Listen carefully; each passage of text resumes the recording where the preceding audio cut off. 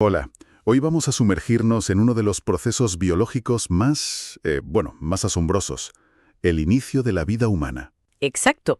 Exploraremos ese viaje increíble, ¿no? Desde la fecundación hasta esas primeras semanas clave. Y también desvelaremos ese misterio de la inmunología. Cómo el cuerpo materno acepta a un ser genéticamente diferente, sí. Es fascinante. Nuestras fuentes hablan de una coreografía celular, molecular, casi como una historia épica a nivel microscópico. Una auténtica epopeya, sí. Nuestra misión hoy, entender los momentos clave, esas cifras que son, mareontes, y esa biología tan delicada que hace posible el embarazo. Empezamos a desgranarlo. Vamos a ello. Pues empecemos por el principio, la fecundación. ¿Qué es exactamente? Más allá de la idea general que todos tenemos. Pues mira, se define como el inicio, la génesis de un ser humano. Pero ojo, que no es algo instantáneo, Ah, no. No. Es un proceso largo, molecularmente muy complejo, que dura unas cuantas horas y que, culmina cuando se fusionan los núcleos del espermatozoide y del óvulo. Ahí sí. Entiendo. ¿Y dónde ocurre ese encuentro? ¿Y cuándo? Normalmente ocurre en la trompa de falopio, en el tercio medio o más bien el externo. Dale. Y el momento es súper crítico. Tiene que pasar pocas horas después de que lleguen los espermatozoides. Y como mucho, un día después de la ovulación, no más. Pero espera, si la ovulación dura solo un día, más o menos, ¿cómo es que se habla de una ventana fértil de varios días? Eso siempre me ha llamado la atención. Es una muy buena pregunta, sí. La clave está en los espermatozoides. Ajá. Una vez dentro del cuerpo de la mujer, pueden aguantar vivos, esperando, ¿sabes? Pues entre 2 y hasta 6 días. ¿6 días? Hablemos de los protagonistas, los gametos. Las cifras que he visto son, de vértigo. En el caso masculino, Uf, sí. Son realmente asombrosas. Un eyaculado normal, unos 3 mililitros, puede tener 200 millones de espermatozoides por mililitro. Una barbaridad. 200 millones. Pero, y aquí viene lo increíble, de toda esa multitud, solo unos 200, más o menos, consiguen llegar al lugar correcto en la trompa. De 200 millones a 200. Exacto. Imagina la odisea, una carrera de obstáculos brutal. Desde luego. Y en el caso femenino, cambia mucho la cosa, ¿no? Totalmente. La mujer nace con una reserva enorme, quizá 2 millones de ovocitos, de óvulos inmaduros. 2 millones. Sí. Luego, en la pubertad, quedan unos 400.000. Pero fíjate, durante toda su vida fértil, que son unos 40 años, solo madurarán y se liberarán unos 400 óvulos. Solo 400 en total. Unos 400, sí. Uno por ciclo, más o menos. O sea, unas 400 oportunidades teóricas de embarazo en toda la vida. Compara eso con los cientos de millones de espermatozoides. Cada vez. Vaya contraste, sí. Vale, ya tenemos a dos actores en escena. El espermatozoide ha llegado. ¿Cómo es ese proceso de conquista del óvulo? Porque suena a misión imposible con tantas barreras. Y lo es, en cierto modo. Tiene que superar varios pasos, como una gincana. A ver, Primero, necesita activarse, como si le dieran el último empujón en el tracto femenino, ponerse las pilas, digamos. vale, activación. Luego, la primera barrera, la corona radiada. Son células que rodean al óvulo. El espermatozoide usa enzimas como la hialuronidasa para abrirse paso entre ellas, como si disolviera el cemento. Ajá. Después, la zona pelúcida. Esta es más dura, como una muralla de proteínas. La segunda barrera. Exacto. Aquí usa otras enzimas más potentes que libera desde su cabeza, desde el acrosoma. La acrosina, por ejemplo. Hay una interacción química muy específica, como una llave y una cerradura, con una proteína de esa muralla, la ZP3. Entiendo, como una llave química. Eso es. Y una vez atraviesa esa zona pelúcida, llega el momento cumbre, la fusión.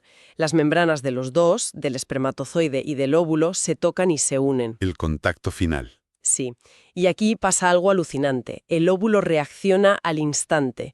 Libera unos gránulos, los gránulos corticales. ¿Y qué hacen esos gránulos? Pues modifican la zona pelúcida y la membrana del óvulo. Las vuelven impenetrables. ¡Pum! Se cierra la puerta. Es el bloqueo para que no entre ningún otro espermatozoide. Evita la polispermia. ¿Qué mecanismo más eficaz? Totalmente. Y ya, finalmente, el núcleo del espermatozoide entra en el óvulo. La cola se queda fuera. Dentro, el ADN del padre se organiza en un pronúcleo. el óvulo termina su maduración y forma el pronúcleo femenino. Los dos núcleos separados, de momento. Sí, por un instante. Luego migran, se buscan el uno al otro dentro del óvulo. Y fusión. Se unen, combinan su información genética. Ahí está, el nuevo ser. Increíble. Y una vez que se han fusionado esos pronúcleos, ¿qué resultados tenemos inmediatamente? Pues son varios y muy importantes. Primero, el óvulo por fin completa su maduración, la segunda división meiótica. Vale. Segundo, se restablece el número completo de cromosomas humanos. 46. 23 de cada uno. Diploide, sí. Tercero, se determina el sexo genético del bebé. Depende de si el espermatozoide llevaba un cromosoma X o uno Y. Claro. Cuarto, se crea una combinación genética totalmente nueva, única, Variabilidad. fundamental. Y quinto, arranca oficialmente el desarrollo embrionario. Ya tenemos el cigoto. El cigoto. La primera célula. Y ahora, como decías, empieza un viaje, ¿no? Exacto. Esa célula única, el cigoto, no para. Empieza a dividirse súper rápido. En 2, 4, 8 células se llama segmentación. Segmentación. Sí. Y mientras se divide, viaja por la trompa de Falopio hacia el útero. Las células que van saliendo se llaman blastómeras. ¿Y cómo se mueve? Si es solo una bolita de células. Pues se mueve gracias a unos pelillos minúsculos, los cilias, que tapizan la trompa y que baten como remos. Y también ayudan las contracciones suaves de la propia trompa, como si la fueran empujando. Ah, qué curioso. ¿Y la división cómo va? Pues sigue un ritmo más o menos pautado. Al final del día 1 es el cigoto, una célula. Vale. Durante los días 1 a 3 se va dividiendo, 2, 4, 8 células, mientras avanza por la trompa. Y todo esto ocurre dentro de la cáscara original del óvulo, la zona pelúcida, que la protege. Sigue dentro de esa cápsula. ¿Sí? Hacia el día 3 llega al útero ya como una pelotita compacta de unas 16 células. Se llama mórula, parece una mora pequeña, de ahí el nombre. Mórula. Y entre los días 4 y 5, ya en el útero, la mórula se transforma, empieza a huecarse por dentro y las células se organizan. Pasa a llamarse blastocisto. Blastocisto. Sí, ya tiene unas 50 o 60 células y se distinguen claramente dos partes. Un grupito de células dentro, la masa celular interna, que es lo que formará al embrión. El futuro bebé. Exacto. Y una capa de células por fuera, el trofoblasto, que participará en formar la placenta. Mencionabas la zona pelúcida, esa cáscara. ¿Qué pasa con ella? Supongo que tendrá que desaparecer en algún momento. Efectivamente. Es vital para protegerlo durante el viaje por la trompa. Pero una vez en el útero, sobre el día 5 más o menos, el blastocisto tiene que salir de ahí para poder pegarse a la pared del útero. Tiene que eclosionar. Justo. Se llama eclosión o hatching. El blastocisto, parece que ayudado por enzimas del propio útero, rompe activamente esa zona pelúcida y sale. Ya está libre. ¿Y entonces qué? Pues empieza otra fase súper interesante. El blastocisto libre empieza a comunicarse químicamente con el revestimiento del útero, el endometrio.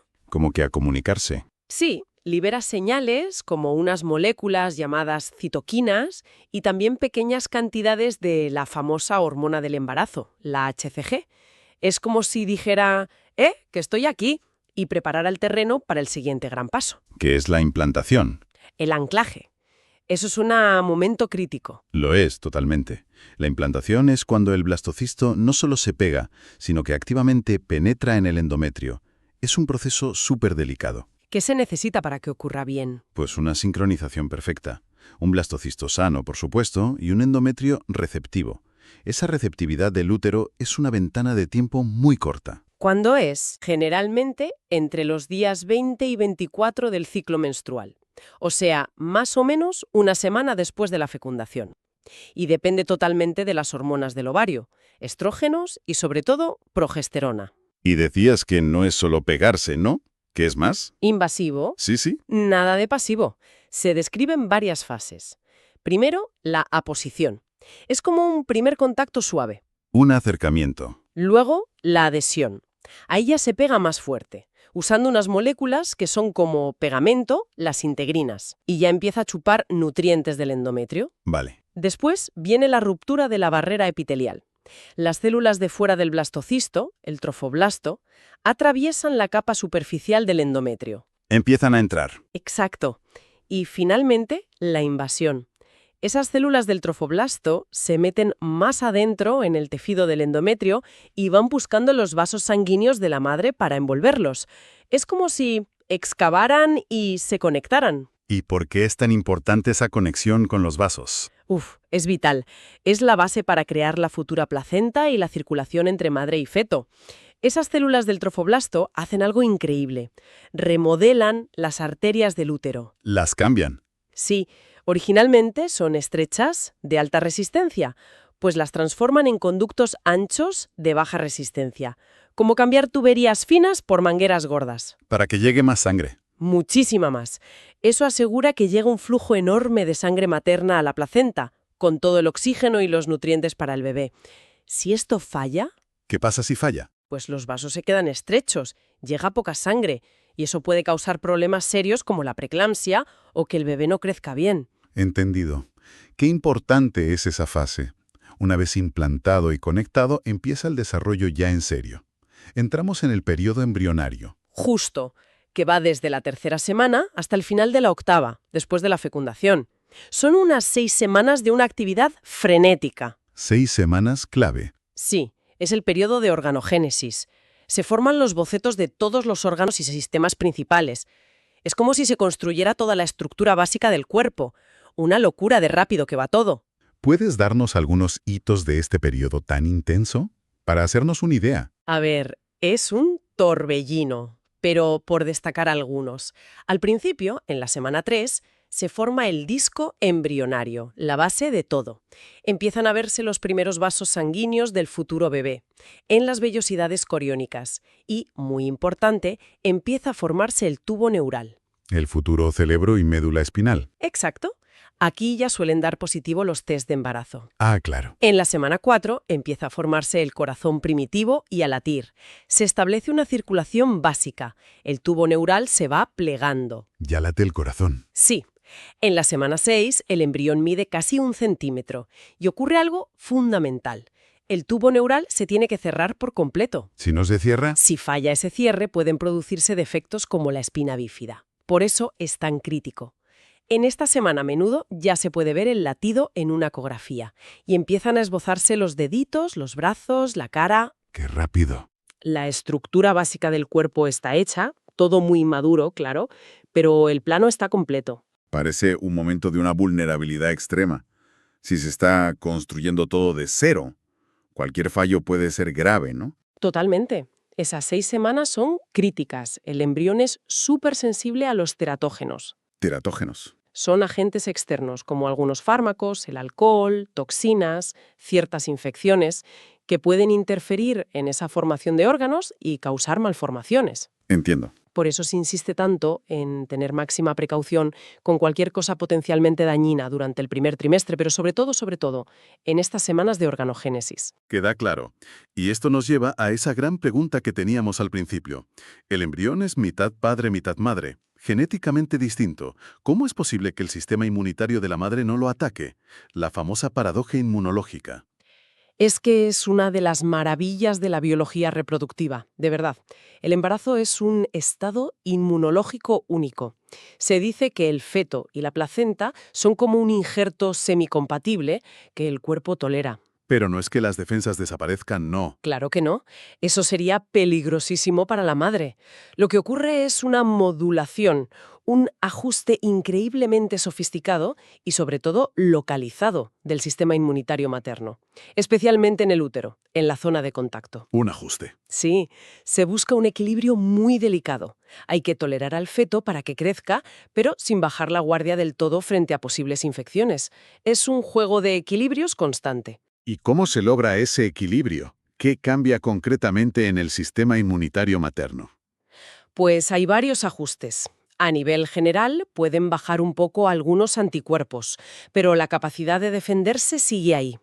Y curiosamente, algunos marcadores de inflamación suben. Suben. ¿Eso no es malo? Fuera del embarazo podría serlo, pero aquí parece ser parte de la adaptación normal. También es verdad que hay un poco más de riesgo para ciertas infecciones intracelulares. Digamos que el sistema está alerta, pero reconfigurado. Y localmente, en el útero, decías que era lo más importante.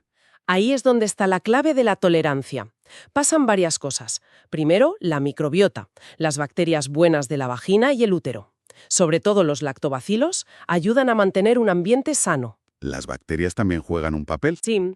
Luego, hay moléculas de comunicación que ayudan a que el embrión se pegue y mandan señales de paz. Y después están las células inmunitarias que, bueno, cambian de bando, por así decirlo. Cambian de bando. Sí. Por ejemplo, las células natural killer, la Seneca, que normalmente atacan, lo extraño, pues la Seneca del útero durante el embarazo cambian su perfil.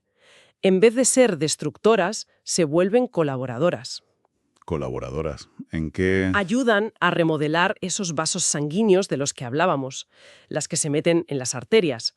Pasan de ser soldados a ser ingenieras vasculares. Es alucinante. Madre mía. Y los macrófagos, otras células inmunes, también adoptan un rol más pacificador, reparador. Y todo esto está regulado por un cambio en el tipo de respuesta inmune.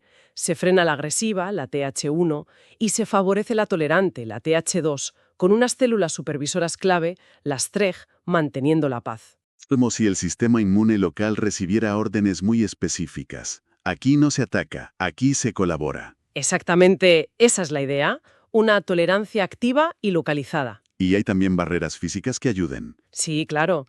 La placenta, una vez formada, es una barrera muy importante entre la sangre de la madre y la del feto. El moco del cuello del útero también se vuelve más espeso y forma un tapón protector, e incluso el líquido amniótico tiene cierta capacidad para frenar bacterias. No es un medio estéril, pero ayuda. Entonces, si tuvieras que resumir esta danza inmunológica tan compleja, ¿cuál sería la idea principal? Pues la idea clave es que el sistema inmunitario materno no se desconecta, sino que se adapta profundamente. Se vuelve menos agresivo, justo donde tiene que serlo, promueve activamente la tolerancia con células y señales específicas e incluso colabora en tareas de construcción, como los vasos. Un equilibrio dinámico. Exacto. Un equilibrio delicado. Una consecuencia curiosa es que algunas enfermedades autoinmunes de la madre pueden mejorar durante el embarazo. Pero claro, es temporal. ¿Por qué? Porque después del parto el sistema inmunitario vuelve a su estado normal, digamos que despierta. Y eso puede hacer que esas mismas enfermedades empeoren en el posparto. Es un diálogo constante y vital entre la madre y el feto para que todo vaya bien. Hemos recorrido un camino increíble. Desde esa carrera de millones de espermatozoides, la fusión única, el viaje por la trompa, la construcción de un cuerpo en semanas, y esa tregua inmunológica tan sofisticada. Es una auténtica proeza de la naturaleza. Desde luego que lo es. Y fíjate, nos deja una reflexión final, bastante intrigante. ¿Cuál? Pues dada la precisión casi milimétrica que se necesita en cada paso, la enzima justa en el momento exacto, el cierre perfecto del tubo neural, el cambio preciso en el comportamiento de una célula inmune, uno se pregunta, ¿qué pasa con las pequeñas variaciones? Claro. ¿Cómo podrían esas diferencias sutiles, en estos procesos tan tempranos, afectar no solo a que el embarazo siga adelante o no, sino quizás a la salud a largo plazo, tanto de la madre como del propio individuo que se está formando? Wow. Es un campo de investigación apasionante que sigue abriendo preguntas sobre cómo nuestros primerísimos días de existencia pueden marcar de alguna manera nuestra vida futura. Fascinante, sin duda. Nos dejas mucho en qué pensar. Muchísimas gracias por guiarnos en esta inmersión tan profunda hoy. Un placer. Hasta la próxima.